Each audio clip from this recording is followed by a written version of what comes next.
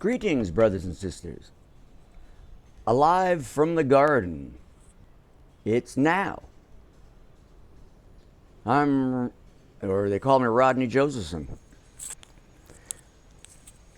This is our topic for today. The Conductor's Wand. Centered power. Oh yeah, oh yeah. So, as I usually start off, I am peace, I come in peace, and I'm leaving in peace. So, over the course of time, I've been able to compile various experiences and, of course, reading other literature and so forth of what this show is about.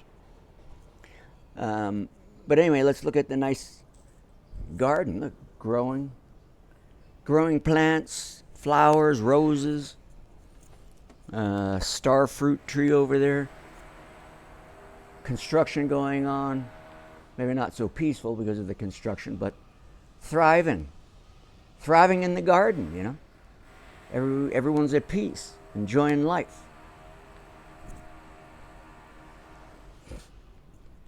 Got to turn off those TV shows and TV news, because it ain't the reality. You got to make the reality a nice garden. So let's get back into our wonderful topic. Now, everyone knows or should know that we are able to produce energy. That means the body. We produce energy. That's your heart beats. There's an electrical current there. There's an electrical current in your brain, throughout your body. You know, that's why when you meet someone, sometimes you'll have a spark. Psh, you discharge your energy into them, or they discharge it into you. Sometimes it's very explosive. Now, the question is, are you aware of that energy that you emit and conduct or absorb? Well, that remains to be seen. I know I'm emitting lots of energy. I also know I also absorb energy. Being out here in the plants, I'm one with the plants. We're kind of exchanging peace, just existing. We're all growing together, brother. And also dying, too. Yeah, so these are commonly known in the sciences, and especially in different spiritual areas or religions, about one's energy or halo, or the field around someone. Now, how do those fields become more potent or focused? That's the question. If you don't know you're doing this, then you're discharging all kinds of energy, negative energy, positive energy, and you don't know what you're doing or why you're doing it. It just happens. Someone can walk into a room, the crowd can go quiet. Someone can walk into the room, the crowd can all of a sudden do the opposite, get real loud. The energy changes because of someone or something within the vicinity of an area. So as you progress or develop your ability to be aware of what you're doing, then obviously I got the power. Yeah, I mean, it's like you learn to dance. You must have the power to be able to focus on moving your feet and your body, and if you're doing pair dancing, you're going to go in rhythm. Yeah, you must have the power, don't you, brother and sister? So it's the same thing. In the law of one, the universal law of one, you are one with everything. So if you can encompass all those principles and ideas, concepts, then you are dancing in rhythm. The universal. The universe means it means one, and verse means something like rhythm or harmony. It's one in the flow. Yeah, it's not all divided up and chaotic. You become one with the flow. You can be any of the conditions within that in the universe, which is everything. It all depends on what you want to exist as, or be, or do.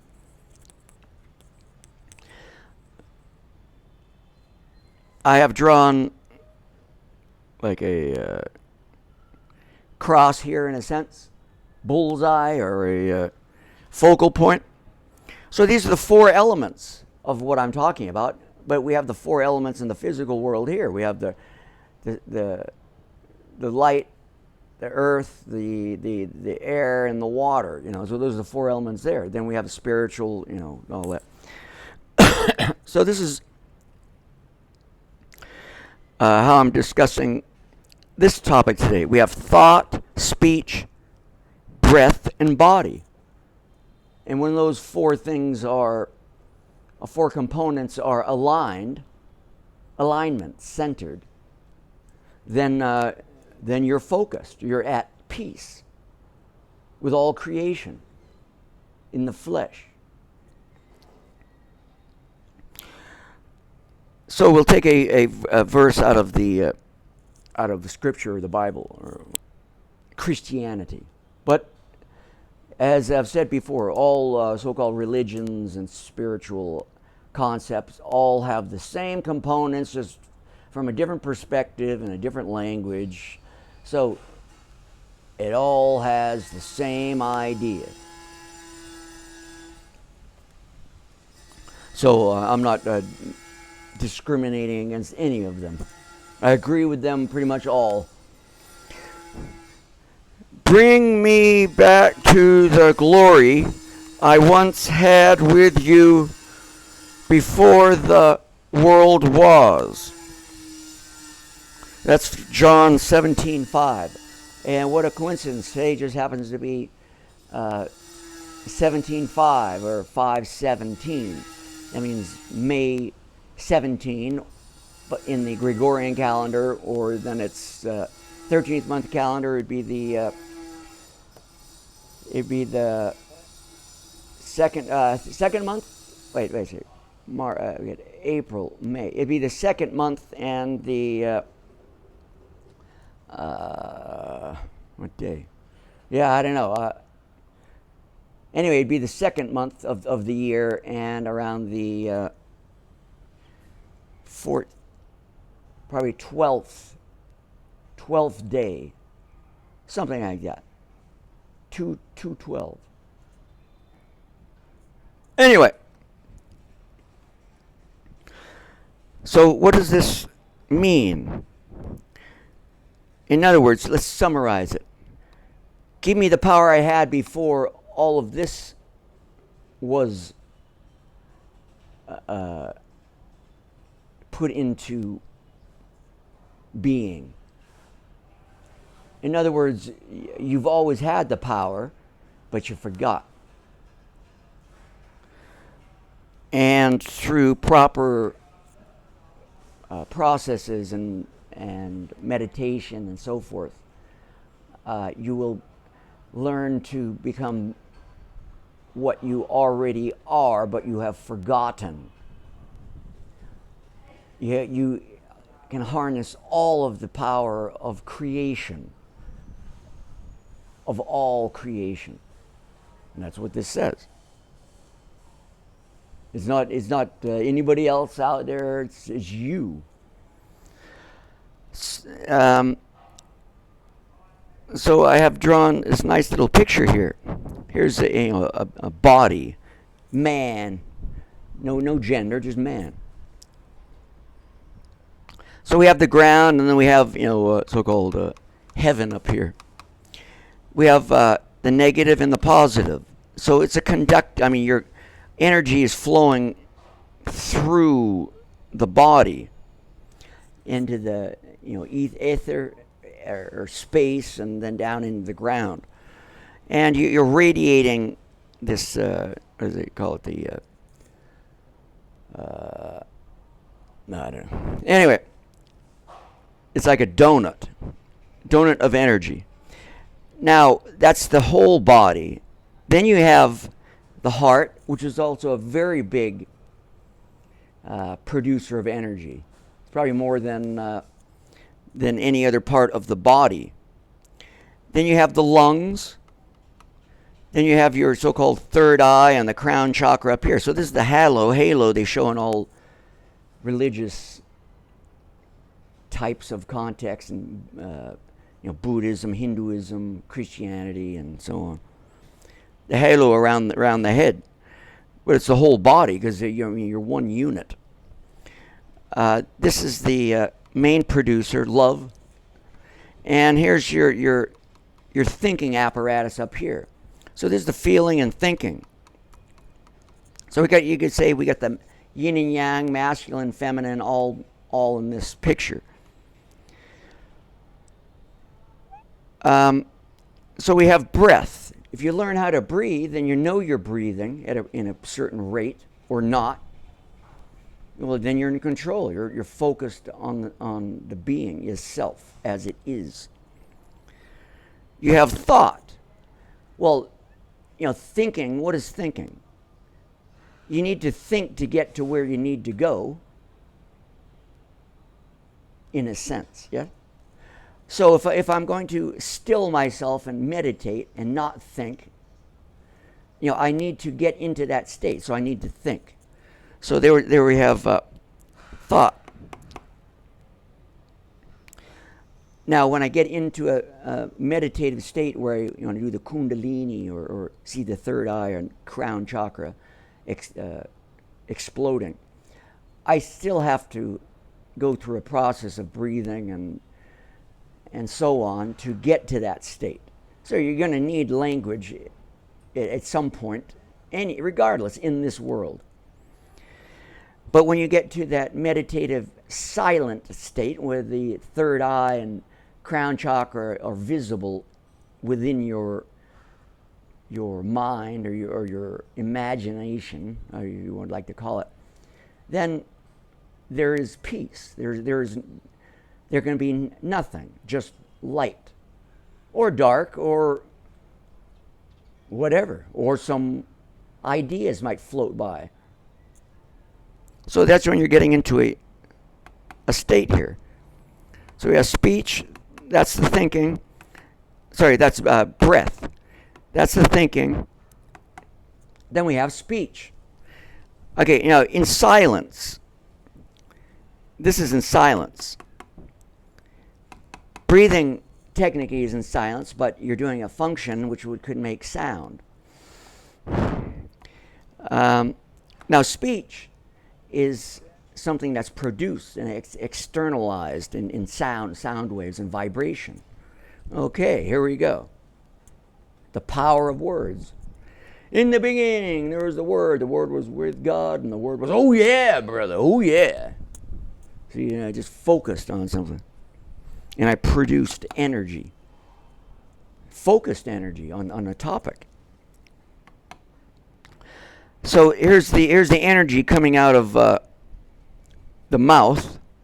Now, focusing in your mind on one object or one thing is also producing a focused energy point anywhere in the world or anywhere in the universe.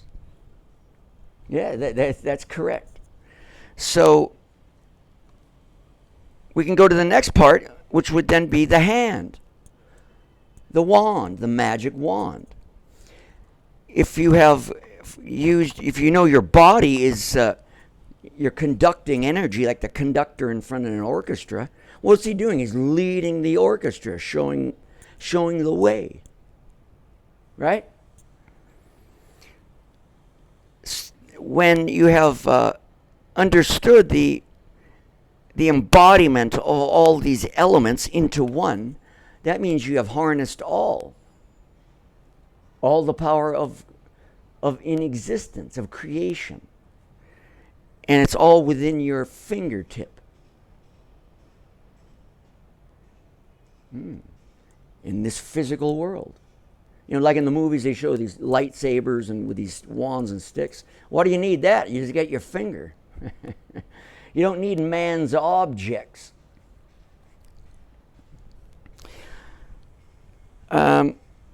It's the culmination of this. It's the bringing together of everything.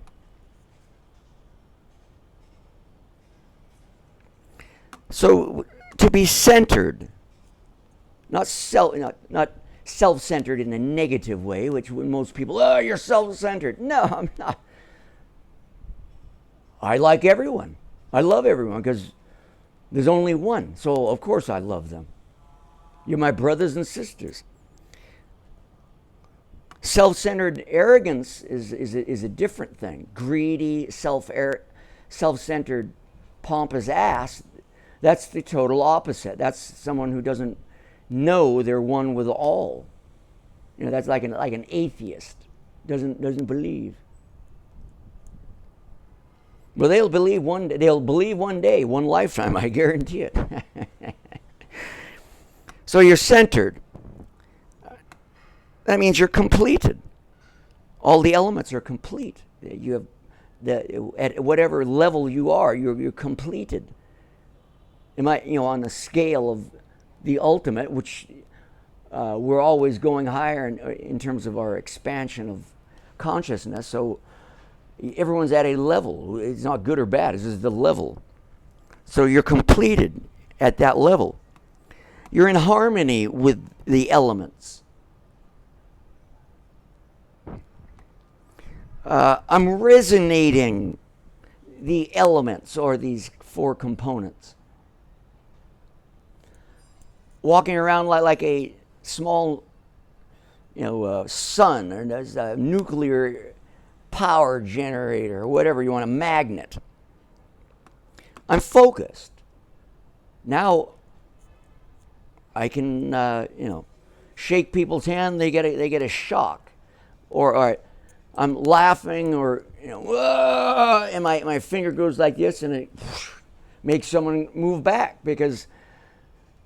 The whole body, if you're laughing, I give you an example. A couple of weeks ago, I went out and had 2 beers at an Irish bar, and anyway, we're talking about religious stuff, Jesus and all that, and I was focused on that topic because I know what I'm talking about, and. I tell these it's not jokes. I mean, I'm telling you the truth in a humorous way, and I got right into it, and I was explaining the topic, and with all my laughter and energy focused on the topic and my body, and the other guys were following along and catching it. And I whipped my hand like, whoa, like this. And the bartender assistant, he was looking at me, and my hand went like this, somewhat across his chest. And he backed up, and his face changed. And and I said to him, you get the joke, don't you?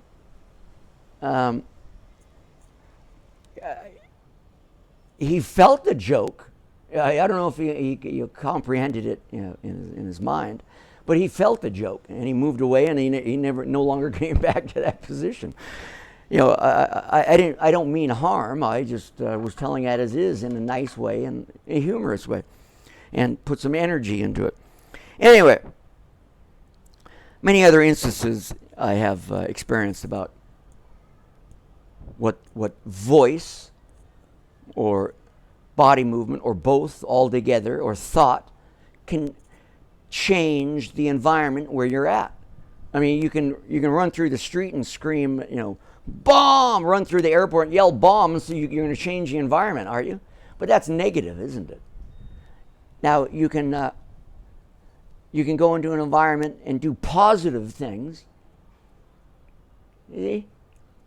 There's always the opposite, or the neutrality just exists like the plants. But this is man's world, Caesar's world around killing people. I got more guns than you do. Well, I don't need any guns, brother. So who's the weak one? The world is what it is, and just imagine a world where the supernatural human being, or the human who you were, or the glory you had once before the world was, actually is a place where you're actually going around. Oh, you built those wonderful homes and cathedrals and gave all that money to those people. I'm going to do better than you, brother. I'm going to make it 10 times better. So the competition is not murdering, killing people, or destroying things. It's building upon, making better and better than the other one, as a fun competition. Never-ending competition. Who can create something that is better than that other creation? Not in a sense of greed. It's a sense of unity and sharing to lift everyone together better and better, and we're going kind of in rhythm, step by step, going up, or out, up. Yeah, it makes sense, doesn't it? Or we can use Caesar's world, We're trying to cut and divide, conquer. It's a division, and then we can conquer you, and then you're our slave. You see that? That's Caesar's world. And if you haven't caught the idea yet, go back to the drawing board and start figuring it out. You're the kings. So, in summary, the conductor's wand, centering point. There's your magic wand. Do good. Make magic. Oh, maybe the word magic is bad for Christians. Well, Christians, you don't know what you're talking about. Everyone has this. You can do good or bad. You're either loving or hateful, a murderer or a life giver. Everyone is that way. God and the devil, Satan. So choose the righteous way, brothers and sisters. I'll end it on that. Get the 4 elements together. Your focus, you got the energy. Go out and work your magic, brothers and sisters. Thank you all again. You can ask for my books, communicate. I'm here to chat. Anytime, brothers and sisters, because you're just me and I'm you trying to meet halfway, going back home. So, thank you, and I'll see you next time. Alive from the garden. It's now in Saigon. Oh, yeah.